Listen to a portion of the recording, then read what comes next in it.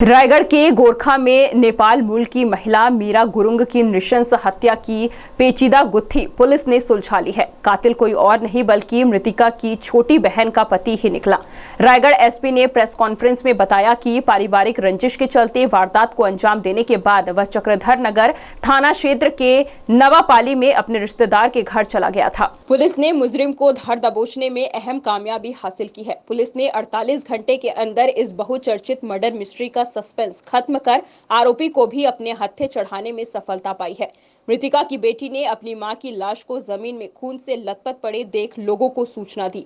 Police ने forensic expert के साथ डॉग स्क्वाड की भी मदद ली, लेकिन हत्यारे का कोई सुराग नहीं मिल सका था। इस बीच पुलिस ने पारिवारिक पृष्ठभूमि को खंगाला तो पता चला कि मीरा का बहन दामाद पूर्णा जयपुरिया अपने ससुराल में रहता है।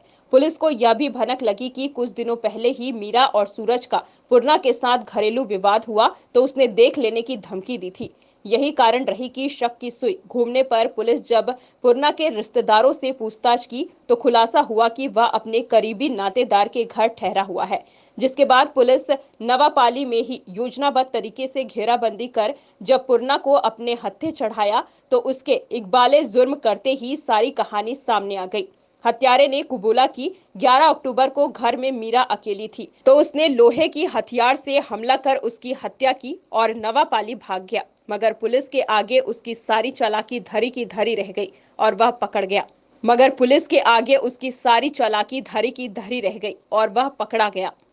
11 तारीख की इवनिंग में तकरीबन 5:30 बजे के आसपास में पुलिस को रिपोर्ट किया गया कि एक महिला मीरा गुरुंग उसकी लाश उसके घर में पड़ी हुई है। उसकी बेटी एवं बेटी के बॉयफ्रेंड द्वारा ये सूचना दी गई थी। तो उसी वक्त वहाँ पुलिस पहुँच के उन्होंने स्पॉट को सील किया और वहाँ पे डॉग स्क्वाड और फॉरेंसिक के साथ में हम जांच के लिए पहुँचे। डॉग से पता लगा कि जो आदमी है पीछे तालाब की साइड से आया है और वो रास्ता फैक्ट्री की तरफ भी जाता था जहाँ उसका बेटा भी काम करता था।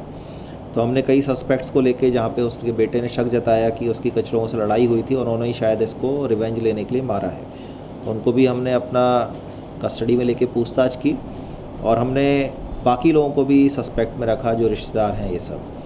तो पूछताछ में पता लगा कि इसकी एक बहन है।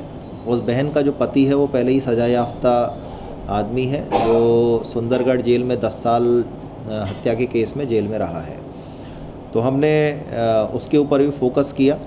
तो फोकस करने पे ये पता लगा कि एक प्रत्यक्षदर्शी ने और उसकी भांजी ने कुछ क्लूज़ हमको दिए कि ये अपने घर में नहीं था उस टाइम पे, और प्रत्यक्षदर्शी ने बताया कि उसने उस समय पे इसको साइकिल खड़ी करते हुए वहाँ पे देखा है।